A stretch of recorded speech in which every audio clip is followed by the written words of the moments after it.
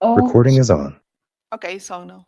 it's It on. says Okay. yes. So, did when did you stop hearing me?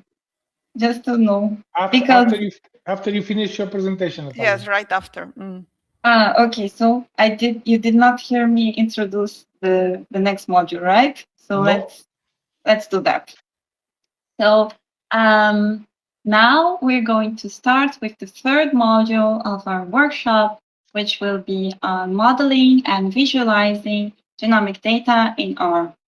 So to present this module, we'll have the honor to introduce our guest speakers. Dr. Ursula Gonzales Barron, who is the principal investigator and leader of the research team Food Safety and Quality Analytics at CIMO IPB.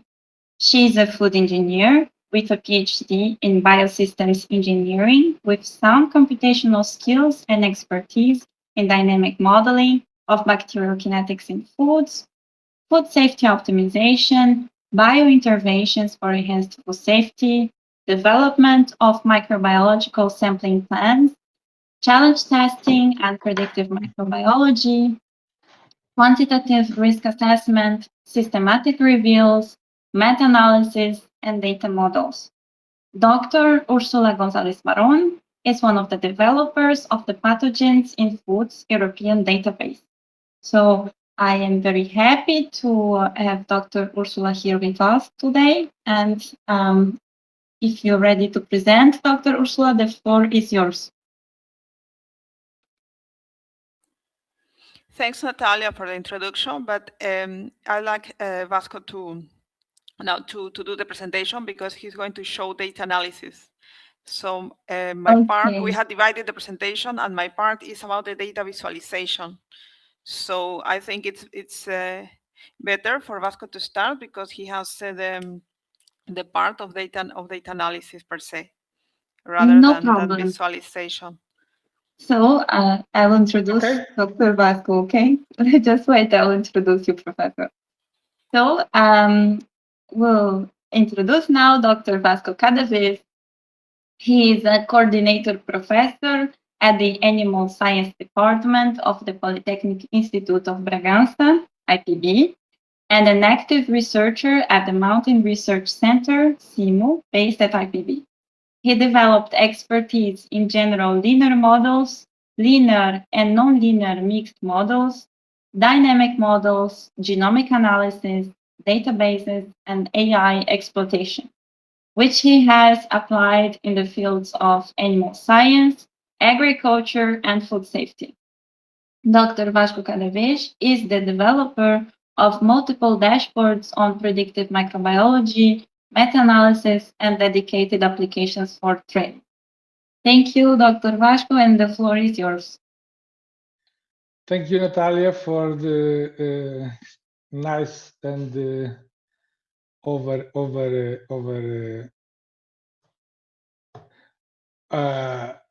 you give a lot of my skills, but I believe that's your kindness. Okay, so I believe the information that we have for this workshop is a lot, and 1 week a workshop for 1 week with on-site working will be good, because online it's nice, but we just get a picture of the hard work that you need to do, like Natalia showed and Valentina showed in the presentation. So my presentation and Ursula presentation is their presentation just to integrate the data analysis into this big field of genomic. And the genomic is you get a lot of information, so sometimes it's hard to integrate all the information. So I will try to explain you simple in a stepwise approach how we can analyze different type of data. In this case, I will use some lactic acid bacteria data that I collect from the website. But you can then adapt to your specific situation. Okay, so I will try to show you how we can go from data to the model interpretation. Okay, so the aim of this talk is to use the public acid lactic acid bacteria data to sorry, learn. Vasco, can you share your screen, please? Oh, sorry, I forgot. Okay, entire screen. Share. Okay, so now I believe you can see my screen and my presentation. Okay, so the title of the presentation, from lab data to model interpretation, and we want to use, in this case, just a demonstration. We want to use public lactic acid bacteria data to learn how to explain models conceptually. So the goal is not to make strong biological claims of this subset. So the goal is, what does this model assume, and what can it actually tell us? So the public data that we are using came from public BacDive strain pages. BacDive is a standardized strain level bacterial information resource with a large catalog of bacterial strains entries. So we select seven lab species from these public pages, and we get also the metadata that we can find in these pages. So we stayed with the seven lab species, as you can see in this slide, and we use this data as a set for the modeling interpretation. Okay, so the first thing we need to do is to read the data set, and we use R to do that. So you will have all this code available, so you can replicate the analysis if you want. And in this slide, you can see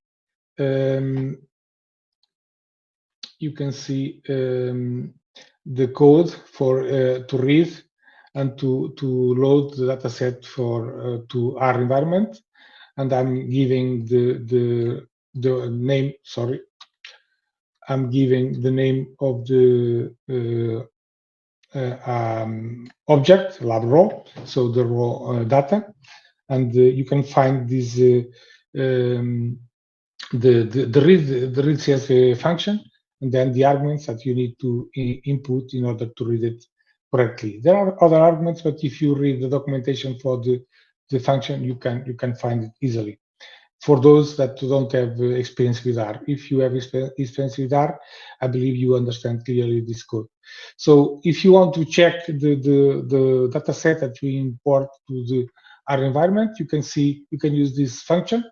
The name is structure, so you can see the structure of the data frame, and you can see easily that this is a data frame with 98 observations or rows and 17 variables or columns, and you have a description of the columns in the below. So after we import data set, we need to prepare it, and to prepare it, I'm using the mutate function from the deeply package, and you can use this mutate in order to transform and to compute new columns in your data set.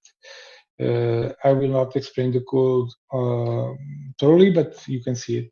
I just want to give you some information on this last part of the code, where we are transforming or assuming that the species and genus and source group are coded as factors, because when you are doing data analysis, the variables, the columns should be, the categorical columns should be coded as factors, not as strings or characters. Okay, so this is important.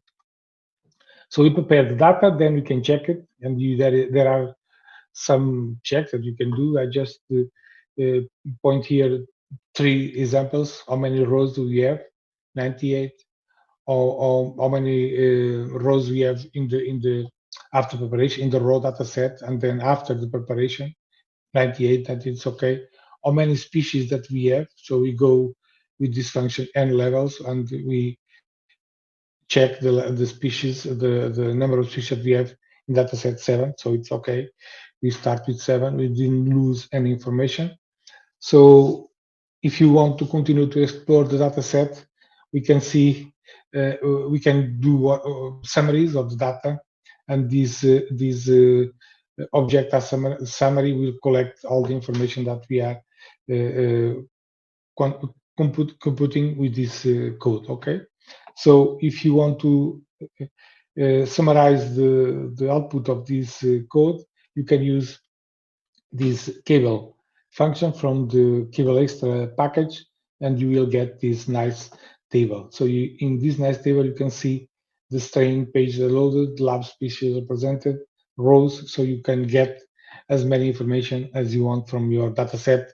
But this is important in order to understand and to check if everything that you want is represented on the data set. So if you want to count the species in your data set, you can use the count function.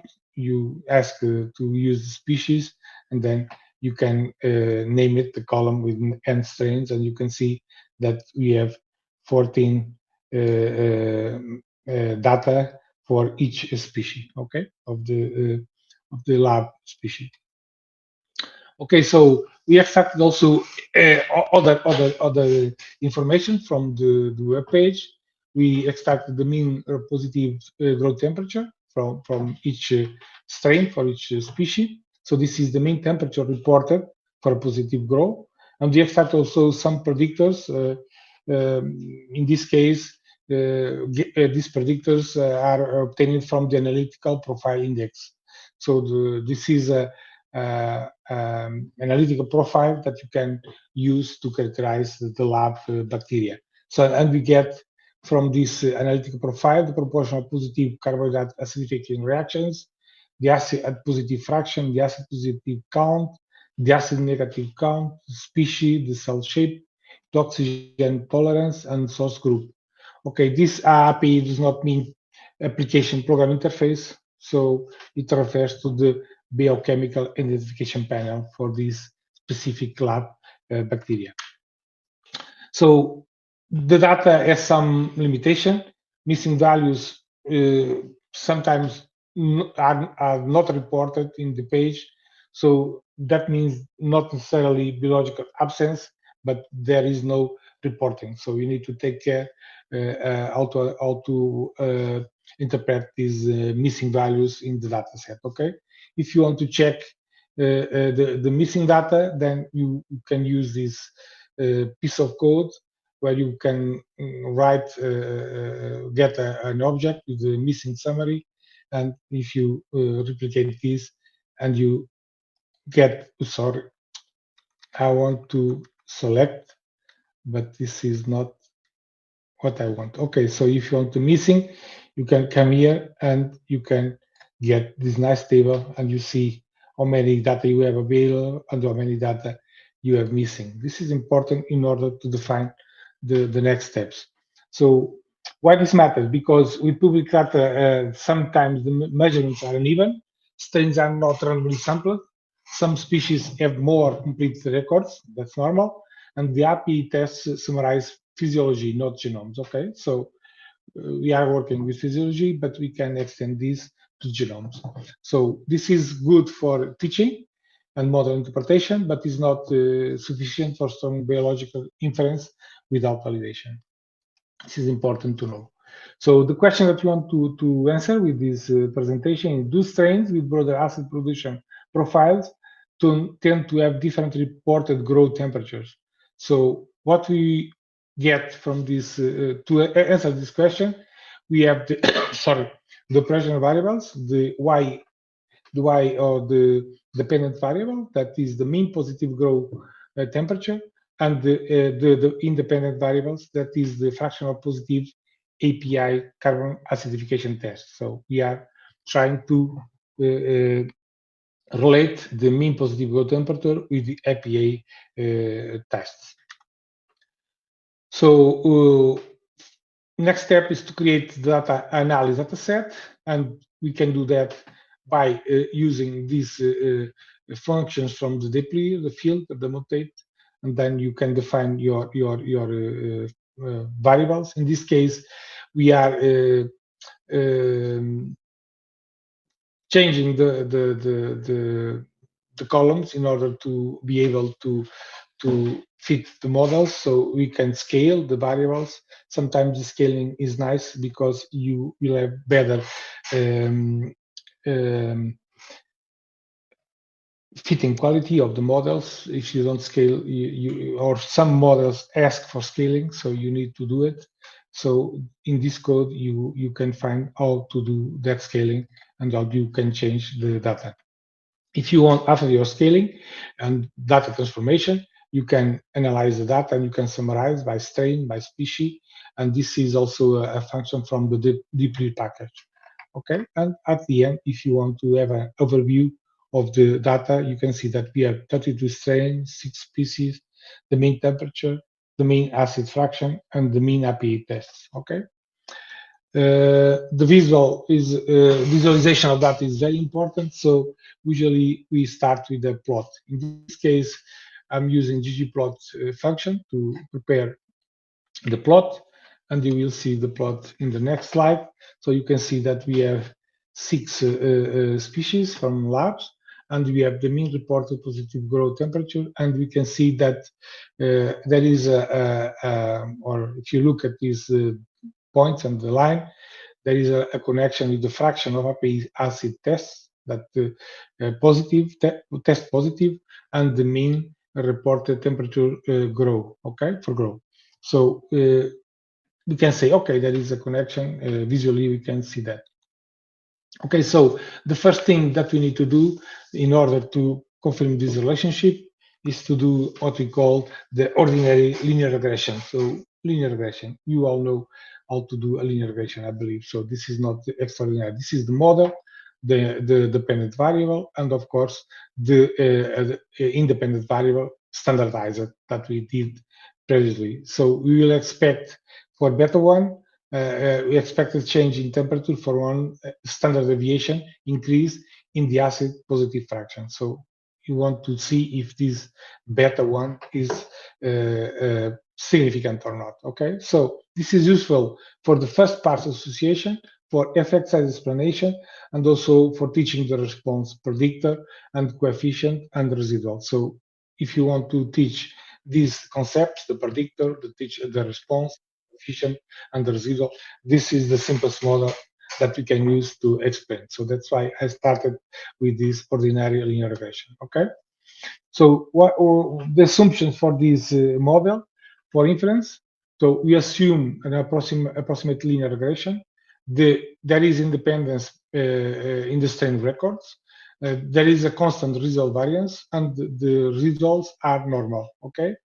The fragile assumptions are independence and absence of species confounding. So we have some problems because of the data that we are using. Okay, so if you want to fit a linear regression in the R software, you can use the LM function.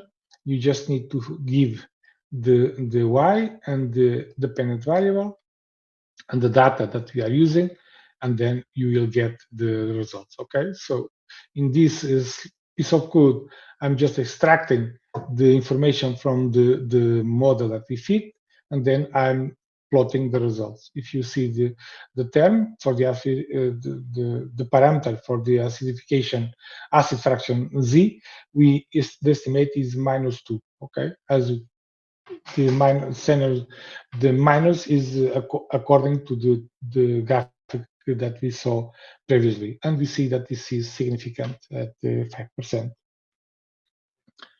Okay, so next model that we can use in order to increment our interpretation of data is what we call weighted regression. So we will give weights to some aspect of the data in order to see if we can improve the relationship that we are trying to understand. So the acid positive fraction is based on different numbers of API tests. Okay, so we have for different strains or different species, the number of API tests is different. So maybe these number of API tests can influence the results, okay?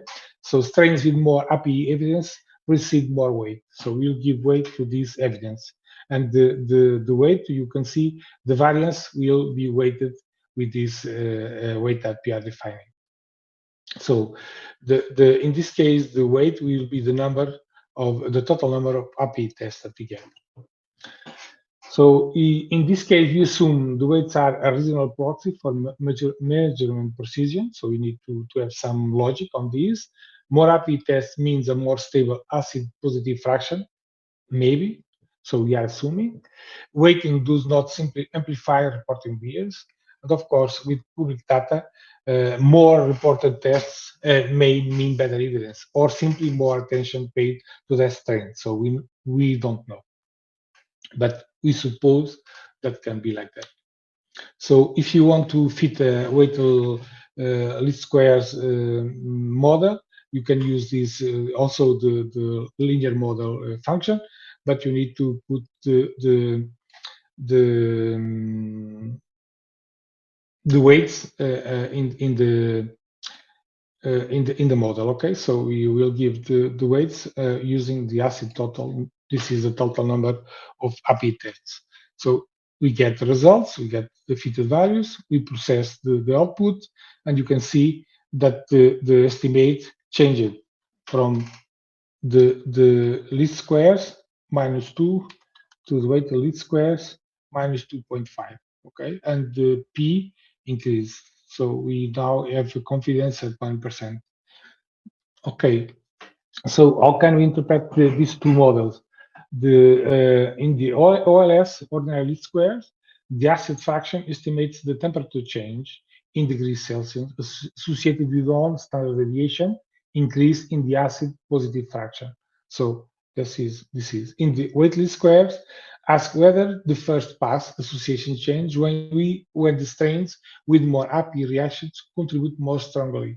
So we are checking if with more information the association will change, and we can see that the information that we have can influence this relationship. So if OLS and weight least square change magnitude of direction, the conclusion is sensitive to how reporting evidence is weighted. So the weights are important, and we need to take this into consideration. The next model that I would like to talk about to understand this data is what we call the mixed effect model. Okay, in this case, we want to get some information about the species itself. Okay, so we assume that species may have different baseline growth temperature profiles. So the growth temperature profile is connected to the species or even to the strain. So we can define this model. The first part is like a linear model, but then we have this element in the model, the UJ, that is a specific species random intercept. So we are putting a random variation in the species. Okay, so the E is the strain and the J is species in order to understand the model. So the model partially pulls species baseline. So we are allowing the temperature for growth to be different in the among species. Okay. So the assumption for this model, the conditional independent strain records, the records are independent, approximately normal species effect. So the species is a normal effect. The distribution is normal. Enough species and strains to estimate variation, because if you don't have enough variation, this will be difficult to implement. And the fixed effect is comparable across species. Cannot be. Or we assume this, but sometimes it's not like this. So when the mixed model is useful, when we have grouped biological data, when the partial is when we have partial pooling, and we have strain level predictors plus species baseline. So we have strains and also species. So with only a few species in the analysis data set, this is a teaching model, okay, rather than a stable variance component analysis. We can do this, but we need more information. In this case, it's just for teaching. So the mixed model code and the result, you can use this function, LMA, from the NLMA package, and you can see the syntax of this package, but we need to later, but we need to give the fixed part of the model, okay? So we are giving the mean positive growth temperature and the acid fraction as dependent. And of course, I need to say, okay, what is the my random effect in this case is the species. So this random, this syntax in this argument is representing the UJ component of the model, okay, the random part. Okay, so we need to feed the data and we need to choose the method. There are two methods to fit the mixed models, the maximum likelihood and the restricted maximum likelihood. If you want to compare different models, you need to fit them with the maximum likelihood, okay? But if after you choose the best model, then the best model should use a restricted maximum likelihood, because the restricted maximum likelihood method gives us the minimum error variance, and we want minimize the error variance. So after we have the final model, you need to choose restricted maximum likelihood. Okay. So in this block we just fit the model.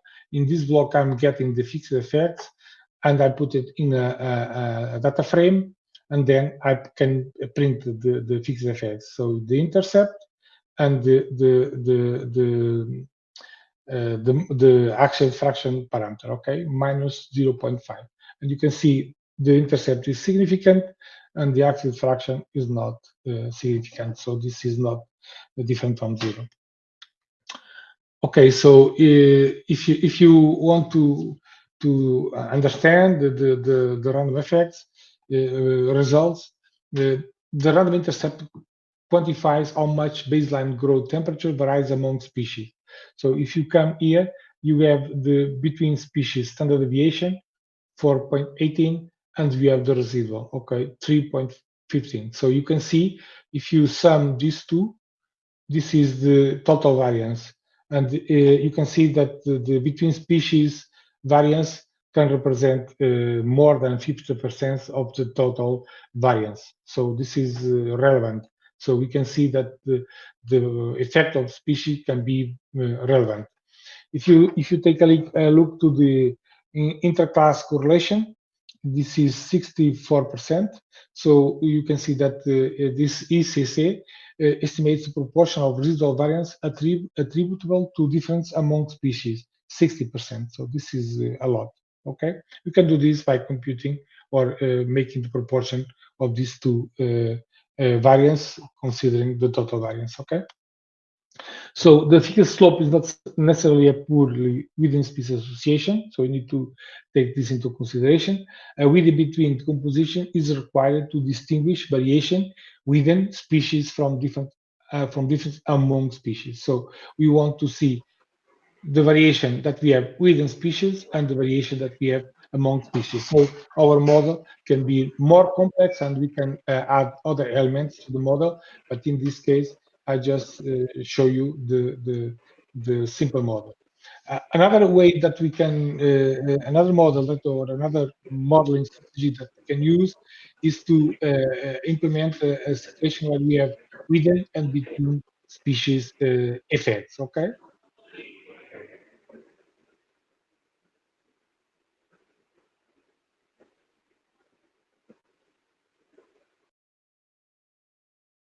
Different in growth temperature, so we can evaluate these two differences within and between. This is very important because avoids confusing strain level and species level effects. So you can have effects at species level, but you can have also effects at strain level. So if you model like this, then it is possible to identify these two effects of the within and between species. How do we compute this? The within species component, we just get the within on a new variable within that we call within, let's say we subtract the species effect to each observation, and between species we get the mean for each species. Okay. Okay, how we call this? We call this as a LM model also, but in this case we need to use the new variables. Okay, the acid within and the acid between. So we compute these new variables, and now we can put it in the linear model. There are other packages that we can do this differently, but the important thing here is the idea and the concept of the modeling. Then you can find different package in R that you can do to do this. Even with the mixed model, we can do this within and between a modeling. Okay, so we fit the model with the LM function with the right arguments. So you need to see the right arguments for the function. I'm summarizing and I'm plotting and I'm getting the results in this nice table. So you have the parameters and we have the estimates for each parameter, and you can see the within effect and the between effect. The between effect is significant, but the within effect is not significant. That means the variation that we have within species, lab species, is not relevant in this case. Okay, how do we interpret this? Within species term, the ask whether stains above their own species mean different in reported growth temperature, and the between species term, acid between, ask whether species with higher average acid positive fraction differ in reported growth temperature. So we need to interpret this correctly. When within and between species terms differ, the single OLS slope is mixing two biological questions. So as you can see, if you are using ordinary least squares, sometimes cannot represent correctly our data because we are not taking into account these two aspects of the variation, the between and the within species variation.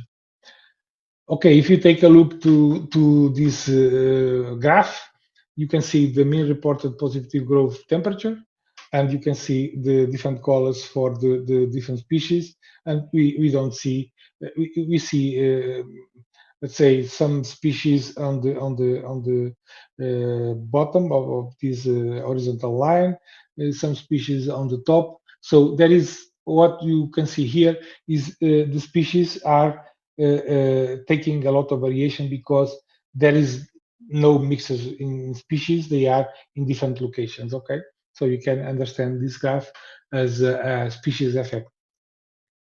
Okay, so the next step is I would like to refer the next model I like to refer is the principal component analysis. I like the principal component analysis because you can put two things in the principal component analysis. We can use component analysis to perform clustering, but you can use also principal component analysis to do regression models. Okay, to predict.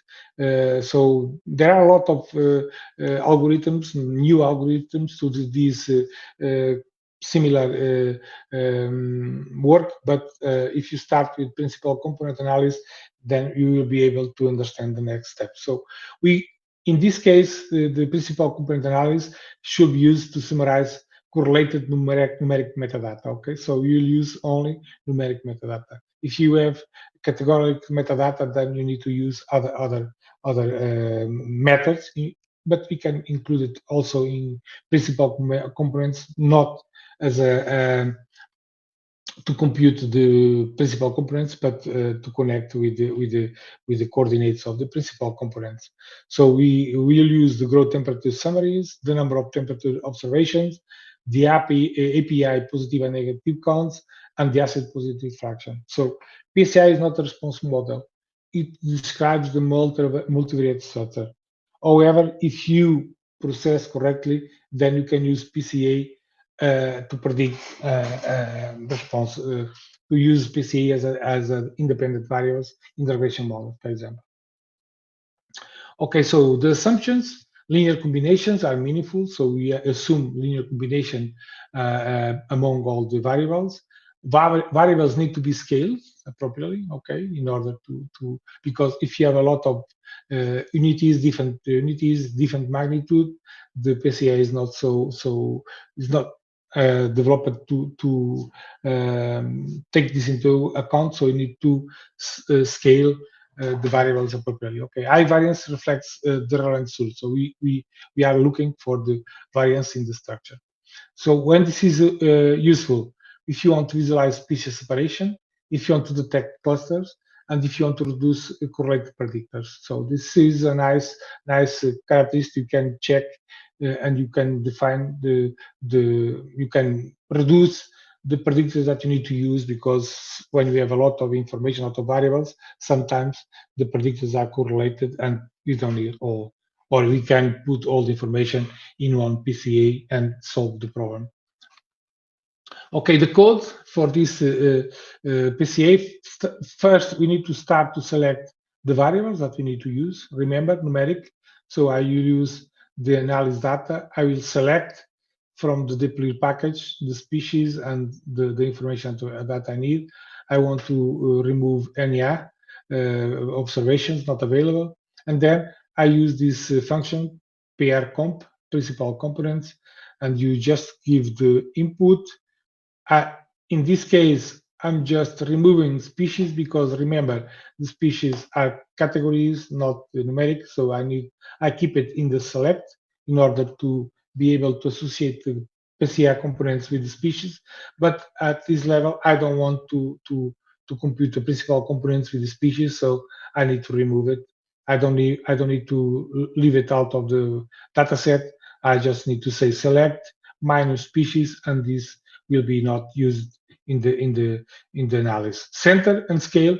So we are scaling our variables before the principal components. So we fit the principal components. Then this code is just auxiliary code in order to get one ggplot from the ggplot2 package to see the results.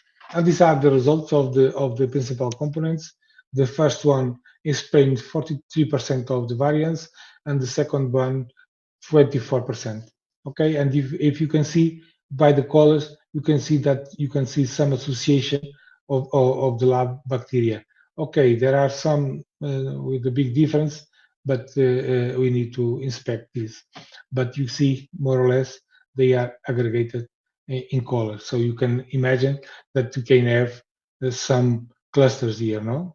Some maybe these are similar, and these are similar too. So this is a nice picture in order to visualize what kind of association that you have.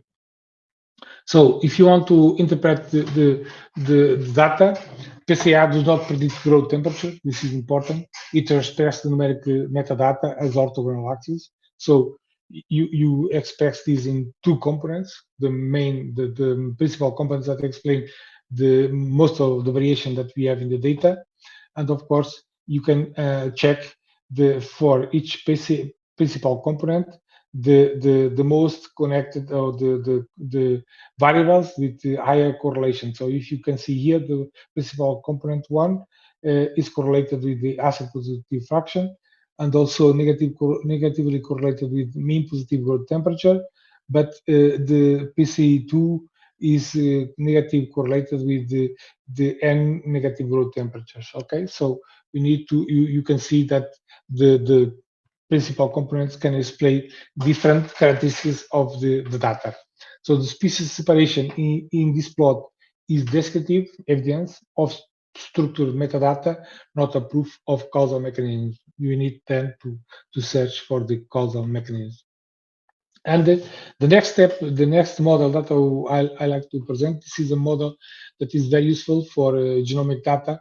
If you think in a sequence of genomic data from a lab, you'll have a lot of columns, so a lot of genes, a lot of SNPs. So this lasso can be very important. And the lasso means least absolute shrinkage and selection operator.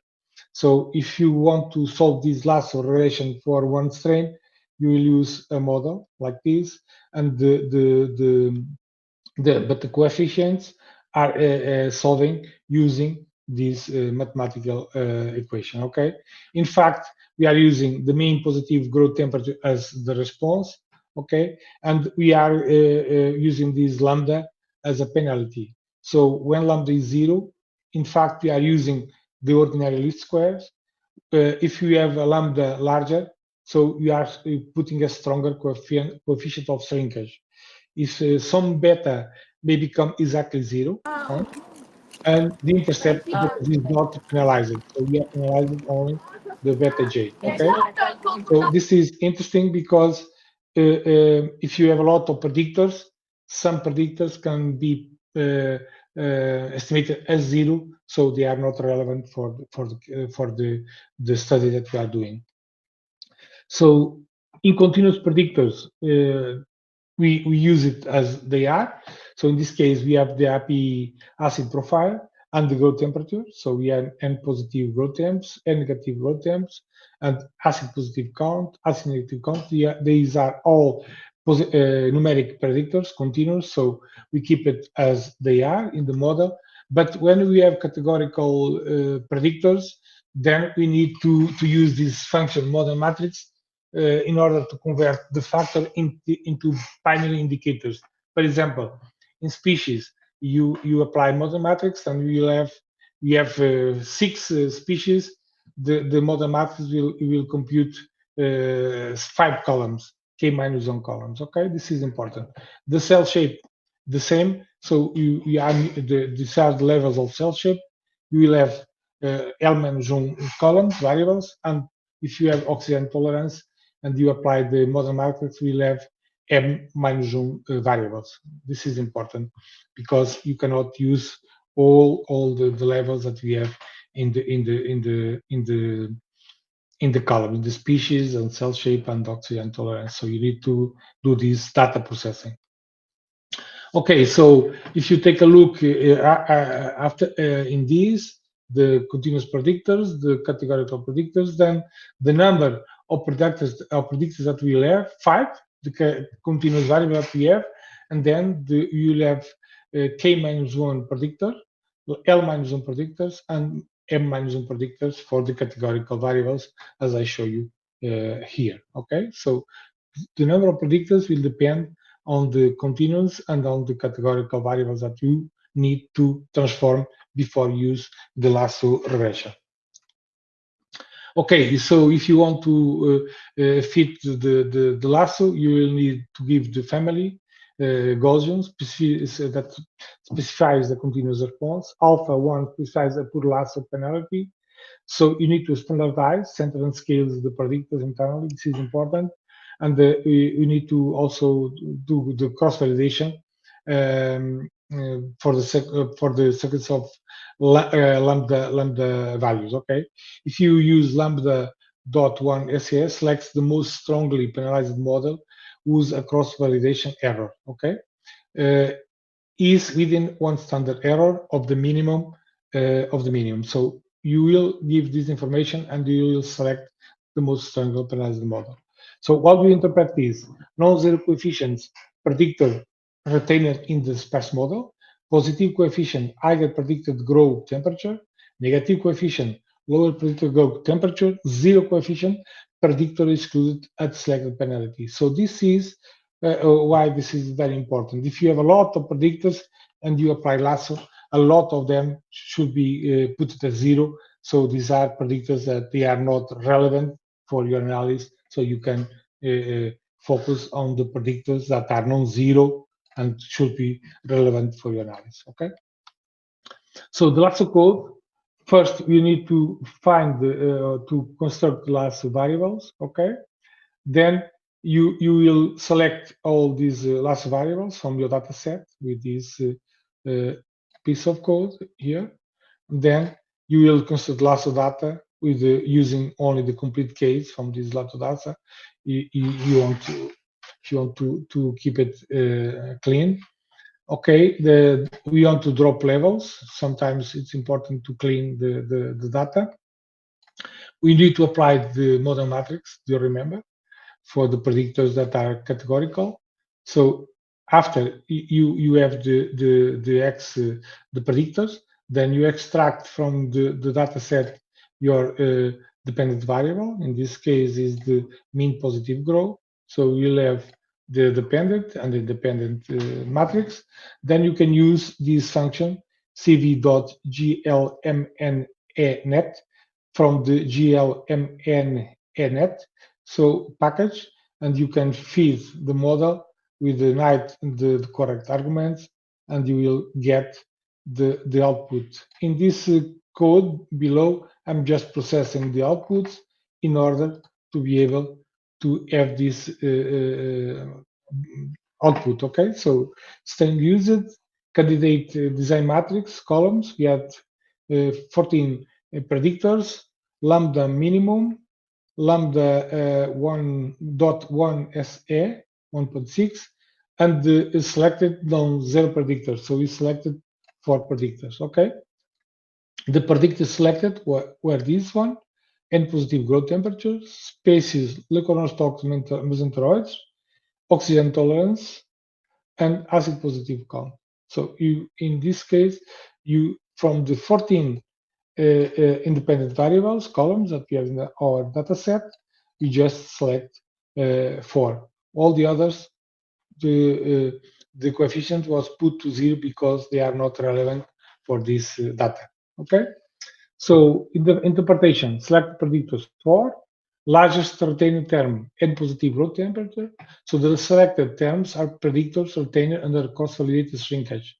So the algorithm do a cross-validation and choose the best terms. Okay, they are not p-values, so we are not using p-values in this. So don't think that this selection will have a nice p-value. They are not p-values and do not identify causal drivers. So sometimes we need to check, okay, I have these variables, but they make sense biologically, they have significance, because what you get from the model is not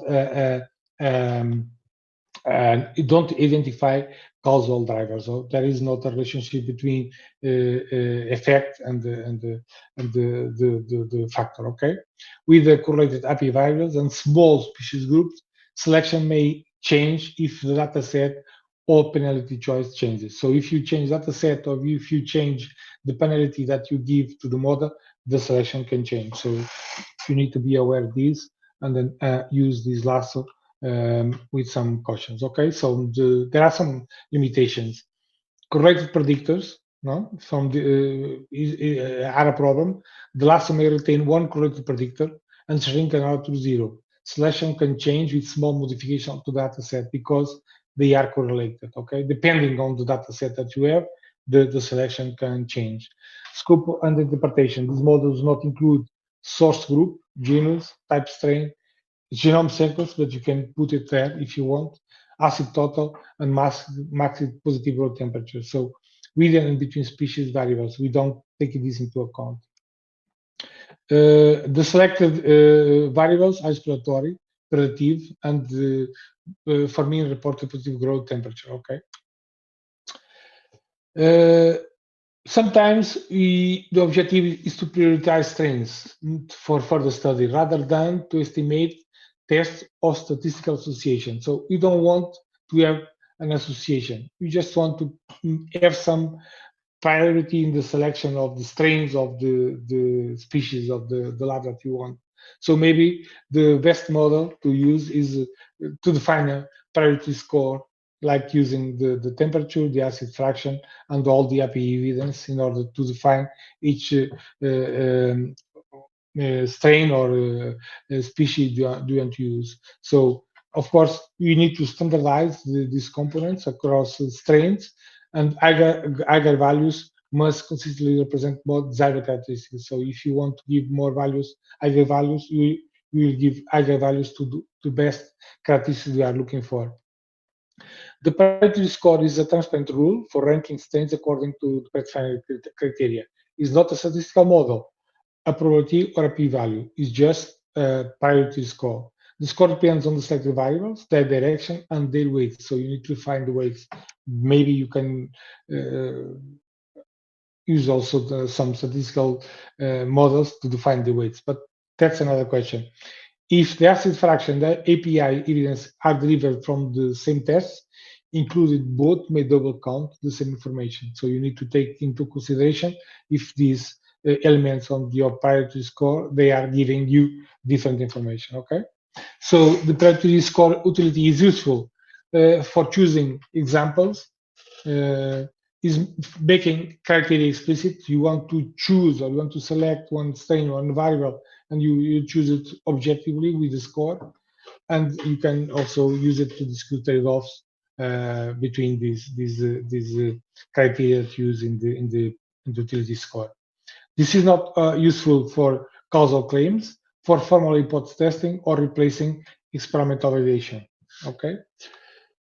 So the priority score, I run the priority score, and we get the priority score for this species, and you can see the mean temperature, the acid fraction, and I get this priority score.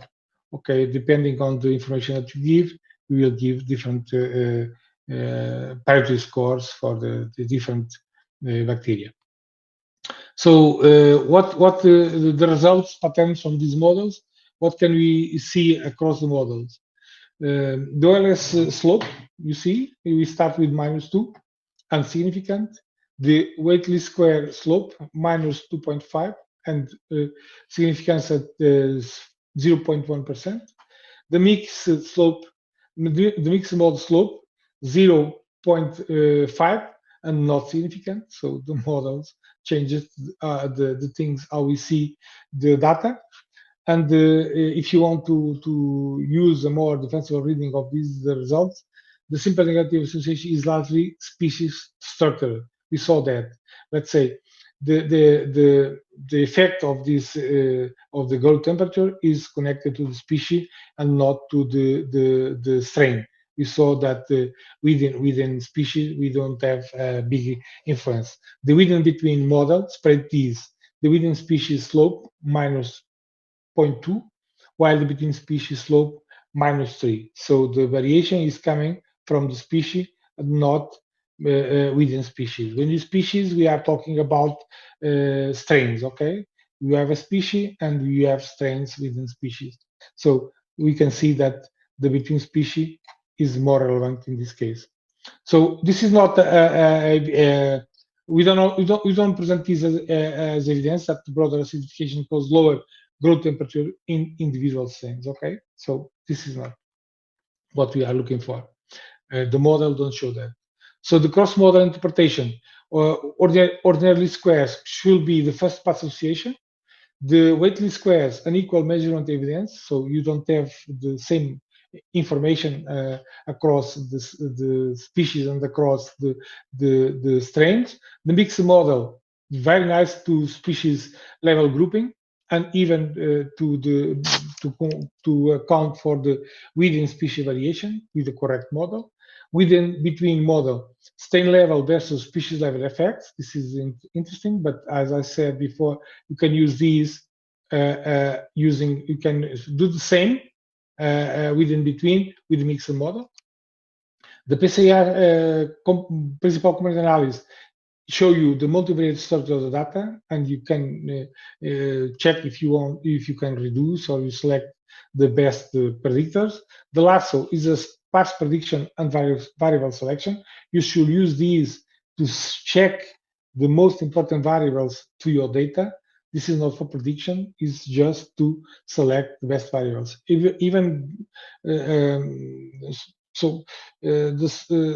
This lasso is very, very relevant when we have big data sets like you have in genomic data, where you can have a lot of SNPs or a lot of genes. So this lasso can associate the genomic with the phenotypic component of the labs, or even in other species. Okay, so the score is just a transparent prioritization that you can use in your lab.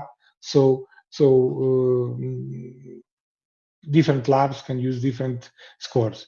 So same data, different models, different assumptions. You need to take this into consideration. What can we say after running all these models in our data? We need to be careful. In this case, we use the public backlive teaching subset, report growth temperature, and API carbohydrate acidity summaries. Show species, structured variation. So we can say that the data show some species structured variation. Or if you want to do it better, the model state of conclusions can change when weighting, species grouping, on within between structure is considered. You can see that along the presentation. We cannot say? Acid utilization amplitude causes higher growth temperature. We didn't see that. Missing backfields mean biological absence. No, we don't. Some fields are not present in the data, but they can have some biological meaning. But we need to look for that. What we can also claim that this sample subset represents all lab. We also cannot claim that this sample subset represents all lab diversity. This is not true. We are just using a sample, so we cannot generalize to the lab diversity. Metadata models replace controlled experiments. No, we are using this metadata just to teach you how different models can help you to understand the data and to interpret your data. But the metadata models need also controlled experiments in order to validate our assumptions. No? For young researchers, start with the data generation process, define the unit of analysis, explain response and predictors before showing p-values. State assumptions explicitly, treat public metadata as valid but imperfect, separate the prediction, explanation, and causality. This is very important. If you want to check the public sources, you can find it in this website. And as a closing message, I will say that the exploratory analyses are useful for understanding data structure and biological hierarchy while making uncertainty explicit. Okay, structure first, species, strains, and repeated measures must be represented correctly before fitting models. Interpret culturally. Associations are not necessarily causal, and mixed model estimates do not automatically represent within species effects. Decide transparently. Models, PCA, and priority scores answer different questions and should be selected according to decision objective. Okay, main message, good modeling does not remove the limitation of the data. It makes them visible. So the model sometimes show us the data limitations. Thank you, and I'm open to question and discussion. Thank you, Dr. Vasco, for your presentation and for showing us how we can get more insights from very complex data sets. Now we're going to have our last presentation for this workshop by Dr. Ursula Gonzales Barron. She is a principal investigator and leader of the research team Food Safety and Quality Analytics at CIMO ITV. She is a food engineer with a PhD in biosystems engineering with sound computational skills and expertise in dynamic modeling of bacterial kinetics in foods, food safety optimization, biointerventions for enhanced food safety, development of microbiological sampling plans, challenge testing and predictive microbiology, quantitative risk assessment, systematic reviews, meta-analysis, and data models.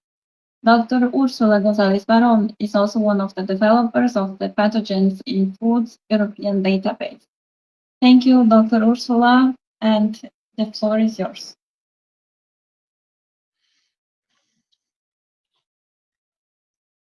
We cannot hear you.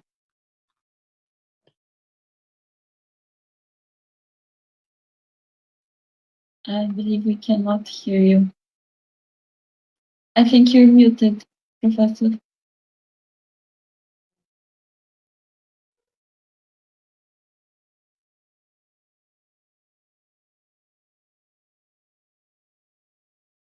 You can try now.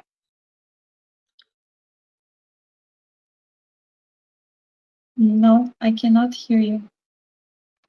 I don't know if it's just me. No. I cannot hear it too. Okay.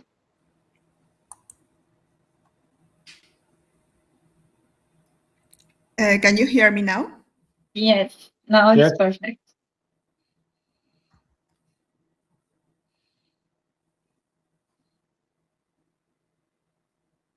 Now it stopped hearing you.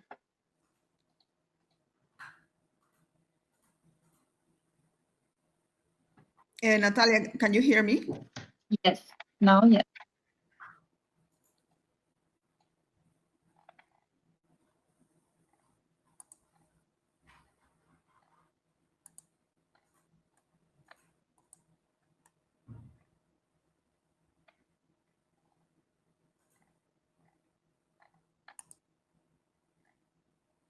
Vasco, can you give me some response if you can hear me or not? Yes, I can hear you. We can hear you. Yes.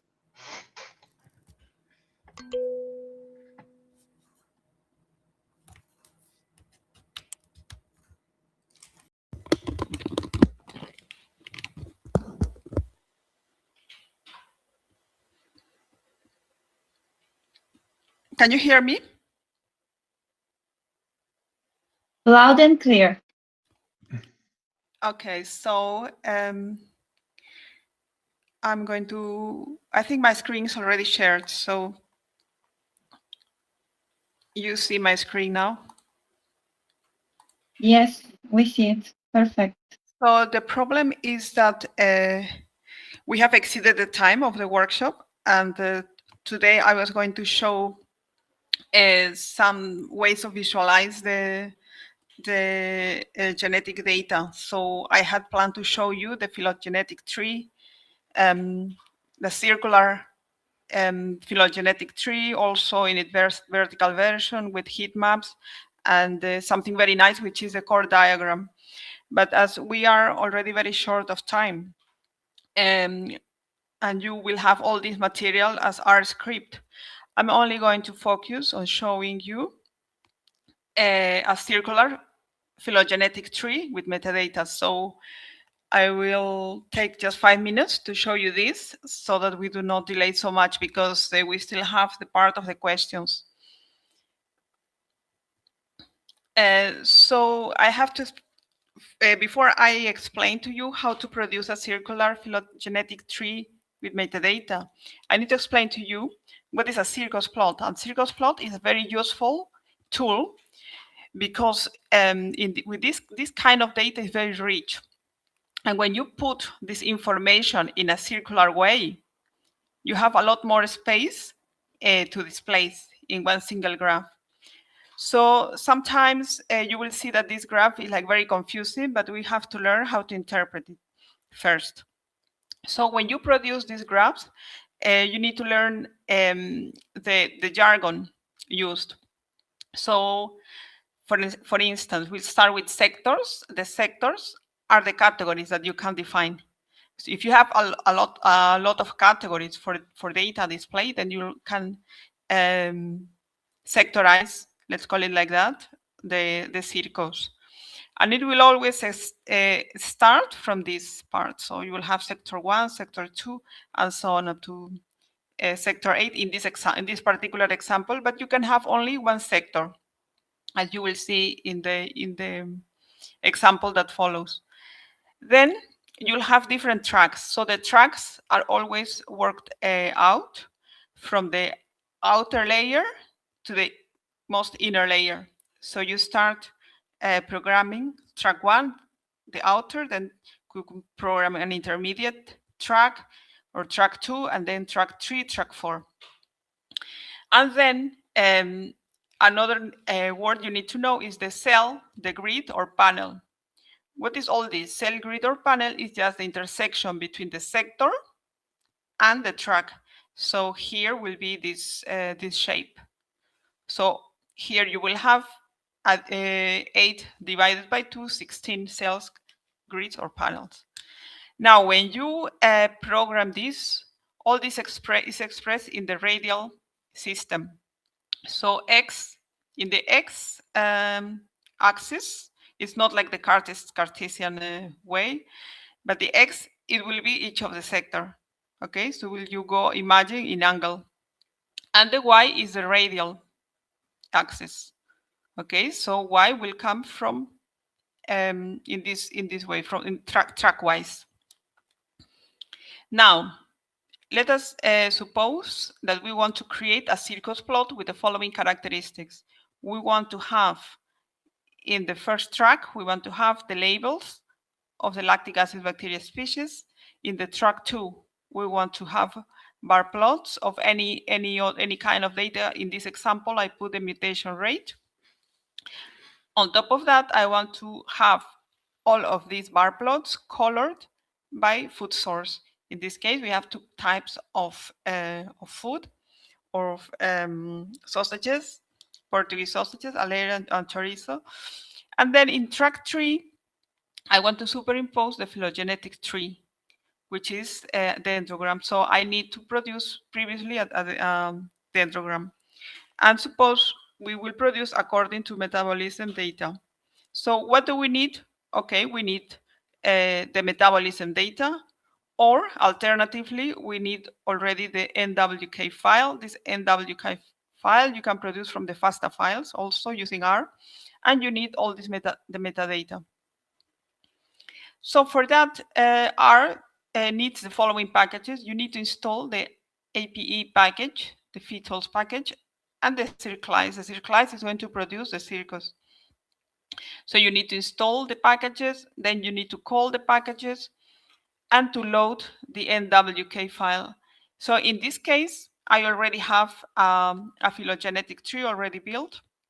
So actually, this is explained in the previous part that I had to skip because of time.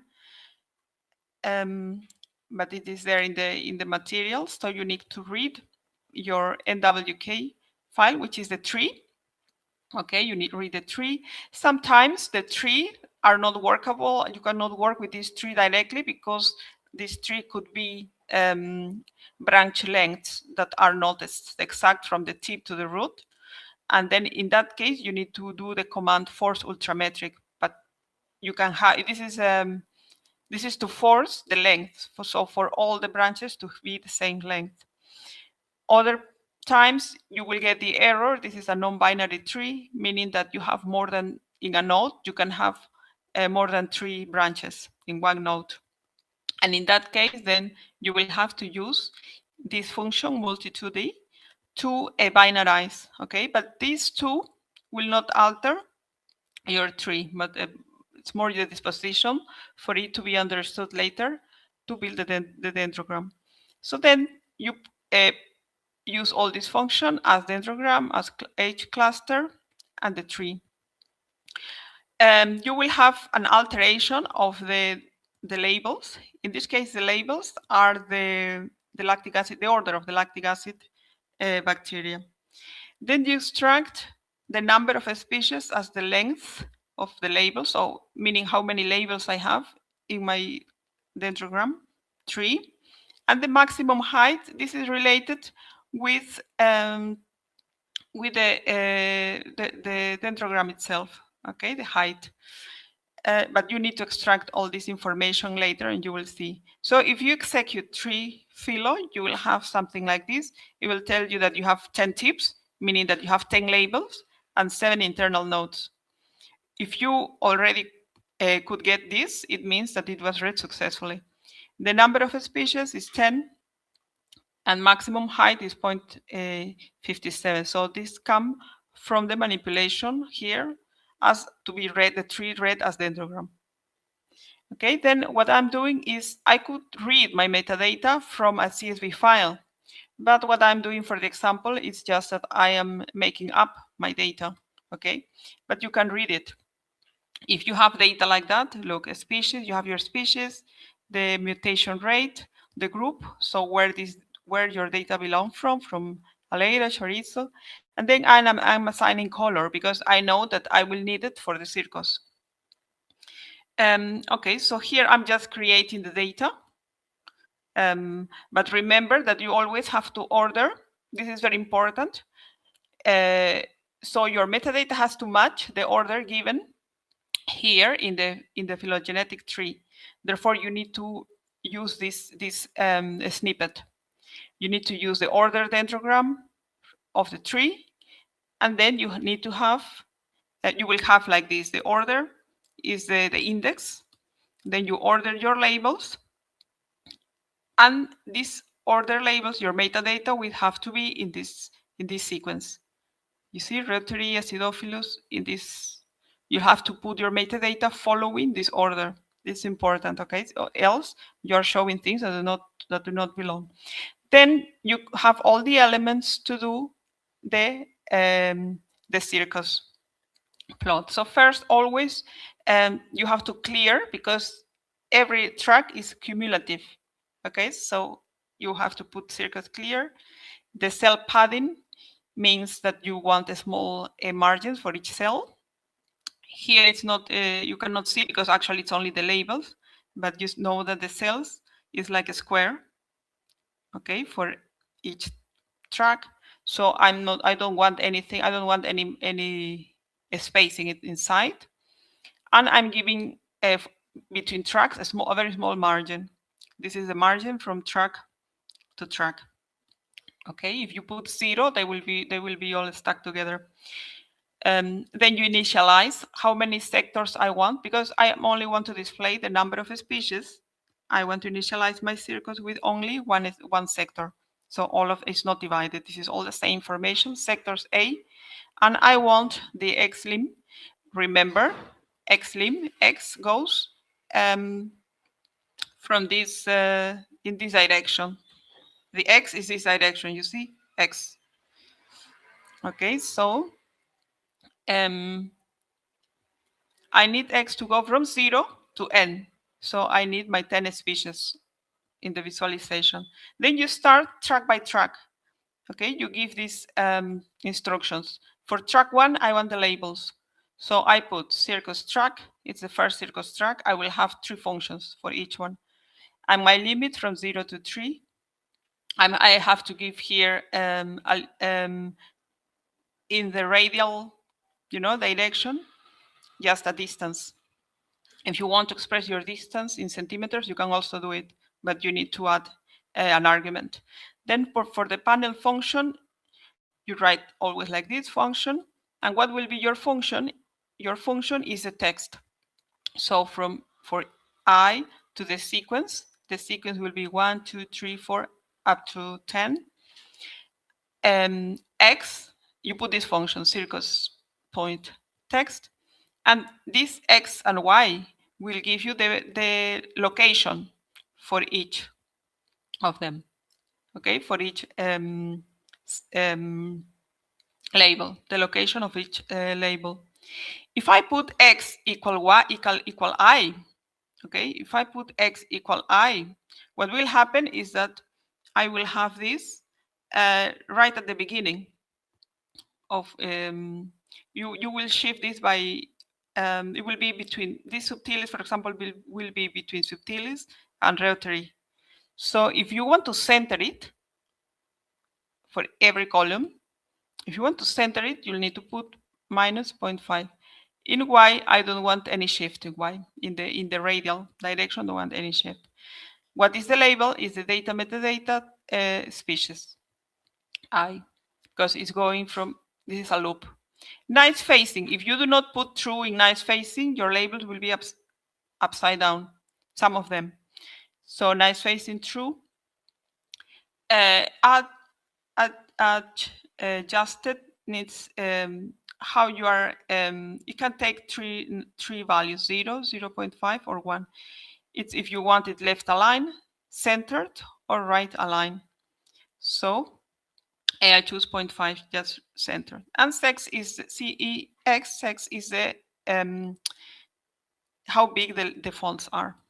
Track height is the percentage of the track used by the whole circus. So for the first track, I'm using 20% of the space. So if I have a second track, I can give 20%, a third track also 20%, and so on. It depends on how big I want my graph or how many tracks I have. So then I will have, if I execute this part, the track 1, I will have this. Then I want to add the bar plots. For the bar plots, it's the same. I need to call circus track.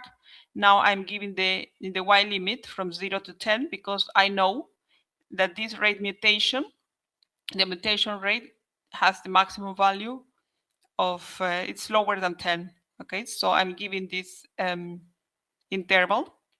The panel function, you always have to use the panel function because through this you instruct what to put here in the track. So it will be the rectangular. You have to use circus.rect. And what is x left, x right, y bottom, y top? It will be the location of each of these corners. Okay, it's just the location. So y bottom is 0 because it starts from here. It is 0 for all of them. You see, all of them start from 0. And then the top is the mutation rate, is the value that you have in your metadata. Some are high, some are high values, other are low values. And this, what is x left, x right, means how separated I want every bar from each other. How far? If I put here without no value, without